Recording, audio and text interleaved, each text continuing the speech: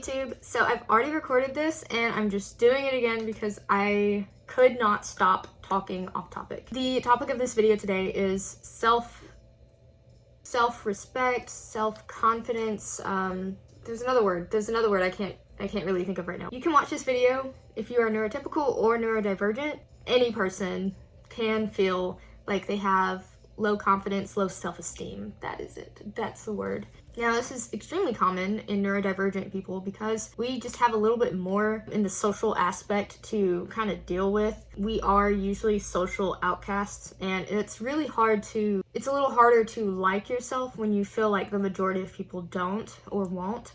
So it's just like a different issue that a lot of neurotypical people may not have as much unless they're in an environment that has people with different interests, for example. Low self-esteem can affect any person, but what causes it? I think that trauma can cause it. Being told horrible things about yourself. Bad experiences where you basically are thought to believe that you're not good enough or that this is your fault because you're like this. So I think it all comes down to trauma. And then even just, if not abuse, it could be a lack of people telling you good things about yourself. And of course, as adults, it is now our responsibility to hype ourselves up. But it's extremely important during childhood to receive these things. Now, what does it look like? Low self-esteem can look like a person who is just completely chest up, arms back, head up. Could be a fashion model. That's so corny. Anything high standing that you would think, oh man, that person's so confident, could be a celebrity, right? But the person could have low self-esteem. Just because you can do the things that make you look like a confident person doesn't mean that you feel that way on the inside. It is a hack, a life hack that, even if you're not feeling confident, act confident and it'll come. And this is something that is very iffy. It does not always work. A person can appear confident and be very self-conscious, have low self-esteem, and what happens is that person who appears confident might at the same time allow people to take their trust and kindness for granted. They may just get mistreated a lot in their personal relationships. They may not stand up when their order is completely wrong. I'm not talking about like a little small thing. I mean like just completely wrong order. And I think that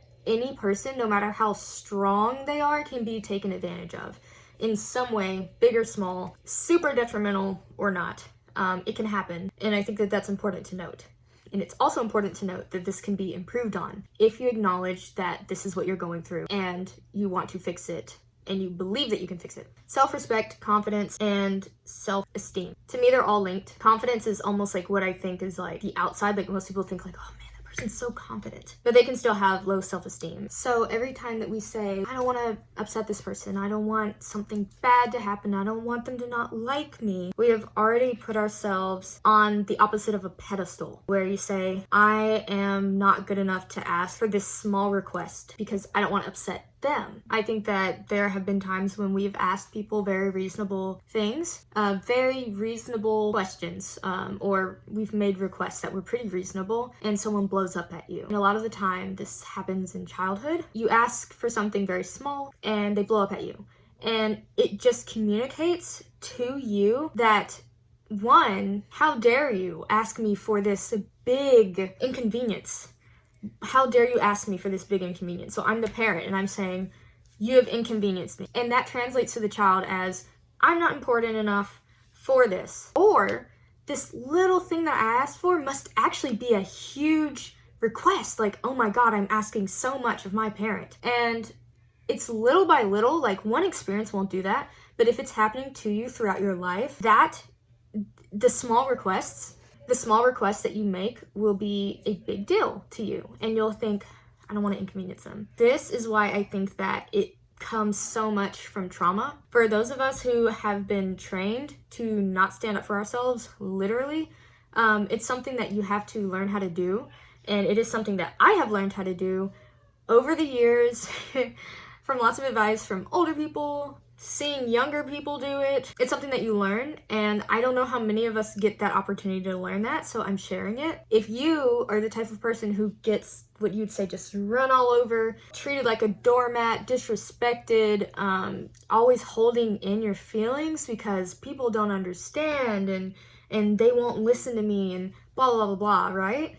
Not blah blah blah because it's not important, but literally just that the list goes on. I am here to tell you that it can get better, and it does get better, but it gets better once you admit that you have this problem, this low self-esteem, and that it is time to do something about it, you will know that you have reached good self-esteem when you can ask yourself this question, almost like if it was like a transaction.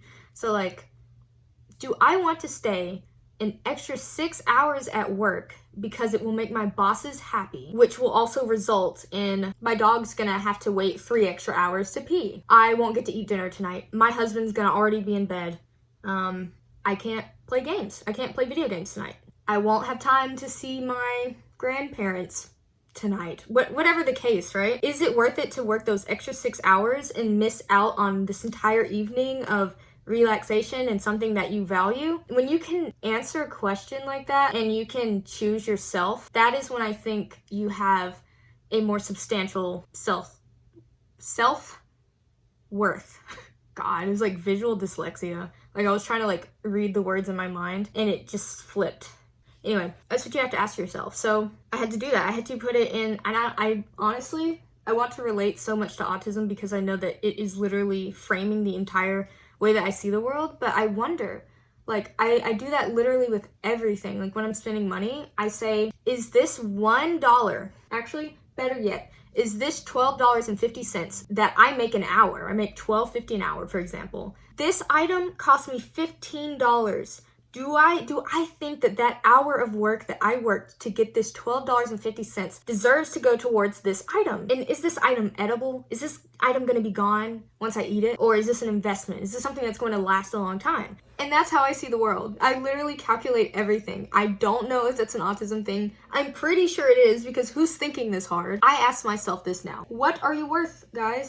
I'm really not great with scenarios, but think about all of the great things that you've done, all the great things that you will do, all the great things that you plan to do, because having dreams already adds value to you and your life. What are you dealing with? What are you dealing with right now?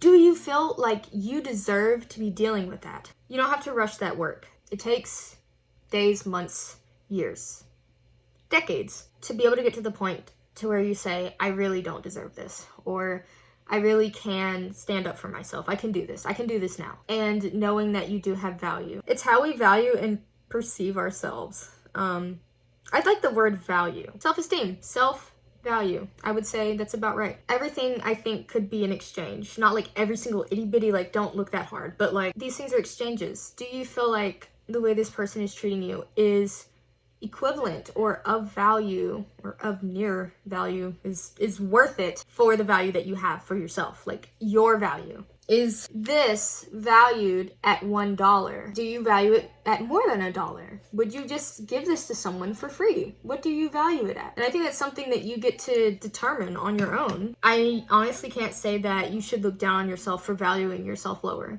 because that is just something that is a product of your environment and a product of how you were raised. And it honestly can go up and down depending on what happens to you. Someone with high self-esteem today could have the worst self-esteem in a couple years or tomorrow. And it just fluctuates a lot. But I think the best thing is to remember, oh my God, do you guys see? Yo, it's getting longer. Oh my God, wait. It's like actually getting, okay, anyway. How much do you value yourself?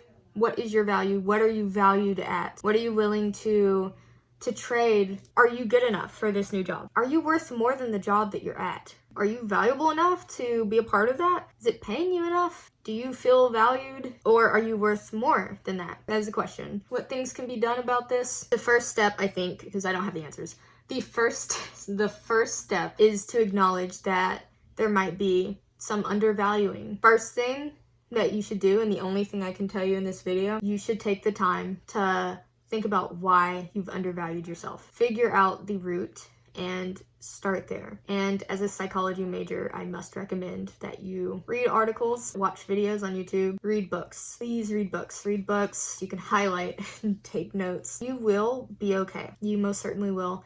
And you can do it. If you enjoyed this video, please do leave a like and comment and share it with anyone who you think might need a little bit of a hug. I hope that you guys have a wonderful day. Thank you so much for watching, and bye.